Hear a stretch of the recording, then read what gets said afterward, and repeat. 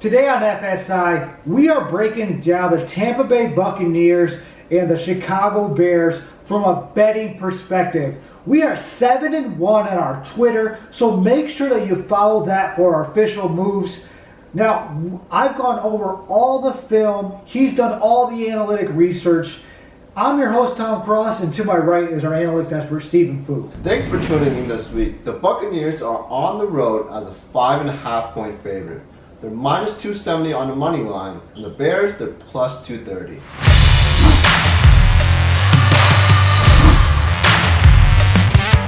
Tampa Bay is only minus 5.5. Wow, that's kind of disrespectful because the Bears only had 3 real points last week. Tom Brady threw 5 touchdowns. I gotta say, this spread, it's a little odd.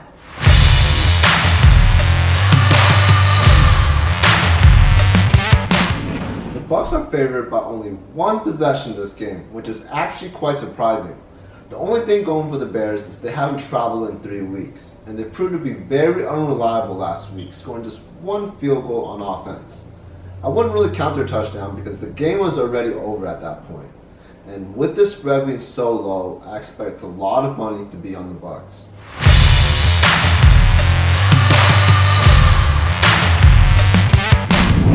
Foles was not in sync with the offense. He missed a lot of short throws to the running back and slants. Now, he needs max protection to be successful. His deep ball did look good, but he was wide on the interception at the end of the game that sealed it for the Colts.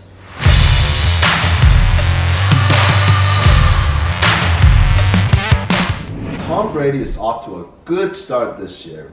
He has the 3rd most touchdowns through the first 4 weeks. He's throwing a high volume of passes, however, he's not very efficient when he's throwing. He's below the 30th percentile in yards per pass, completion rate, and interception.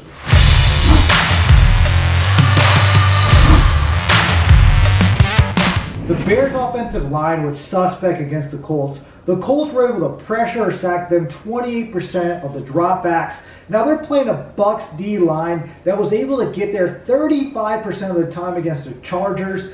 The Bucs have a very strong pass rush, so the Bears, they're in trouble.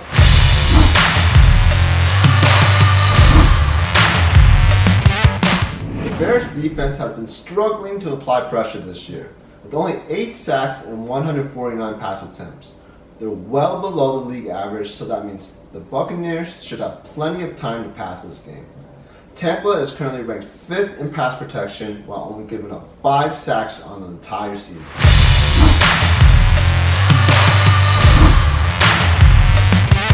The Bears wide receivers core starts and ends with Allen Robinson. He's been bailing out his quarterbacks on 50-50 deep balls all season long. Now Cordell Patterson, he's past his prime. He's not much of a threat. The Tampa secondary blew 2 coverages against the Chargers where they blitzed heavily, but they did get an interception at the end of the game to seal it. Overall, on the season, I've given them a B. Now, I do think there is an advantage for the Bucs secondary in this matchup.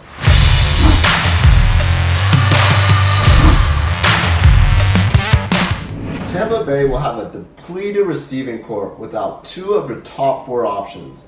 Chris Godwin is unlikely to play this week, and O.J. Howard will be out with the season-ending Achilles tear. Passing this week will be challenging against the Bears. They only give up 6.5 yards per pass, which ranks them 4th best in the league.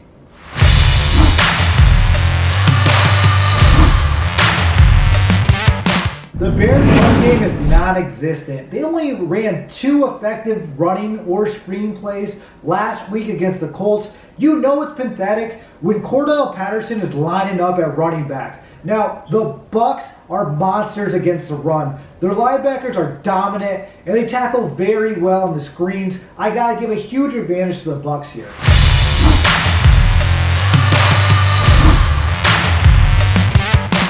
The Buccaneers have not been a rushing offense since 2015, when they had Doug Martin.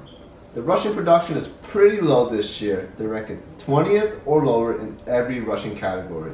The Bears are also not good at defending the run, so I actually think it's pretty evenly matched here.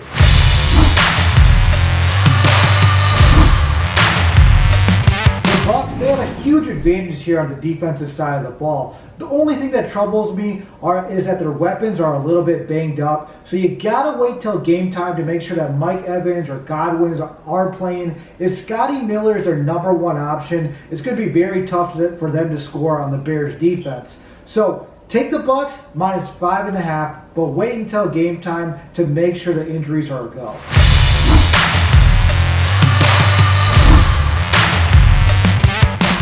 The Bears are very weak on the offensive side and will struggle moving the ball against the Bucs. And even with the injuries for Tampa, they still have plenty of depth for this game. I think the smart call here is taking the Buccaneers minus 5.5 points. Remember, we can't predict the injuries or the weather, and because of COVID, everything's coming to a game time decision. We're 7-1 on our Twitter, on our official moves. We're literally giving away free money, so make sure you follow that. Now that's it for us. Do me a favor and smash that like button and subscribe. Tell us who you're going to be taking in the comments below. We don't care about favorite teams here. Our focus is on making you money. Follow our social media on Twitter, Instagram, or our webpage. The links are below.